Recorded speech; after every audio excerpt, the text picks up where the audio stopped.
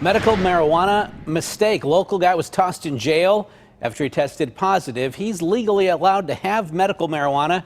The trouble is he couldn't prove it. Christine D'Antonio joins us now with more on how this man's case could be a wake-up call for others. Christine. Yeah, Ken, the lesson here that this man learned and that others who have medical marijuana cards are also going to be aware of is the fact that you really do need to have that on you at all times, especially when you're dealing with the courts. I spoke with this Spring Garden man today. He said that the morning that he went to court for what he thought was just going to be paying a fine, he didn't have his card with him.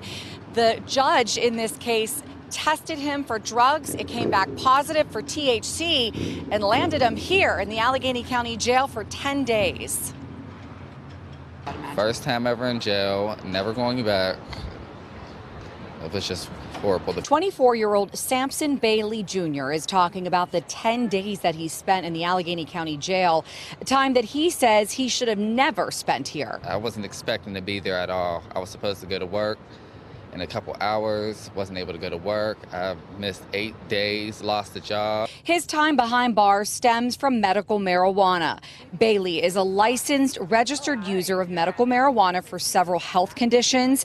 On April 10th, when he appeared in court in front of a judge on an unrelated offense, the judge believed that Bailey was under the influence at the time, something that Bailey denies. I was not high that morning. The judge ordered a drug test on Bailey, which came back positive for THC.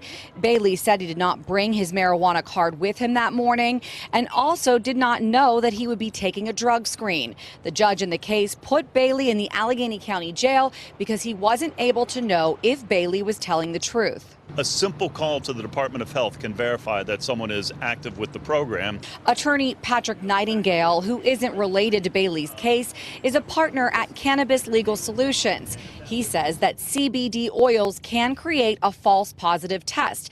He says this case is surprising. But at least give this individual the opportunity to demonstrate to the court that, yes, I am a registered patient and I simply don't physically have my registration or my patient identification with me.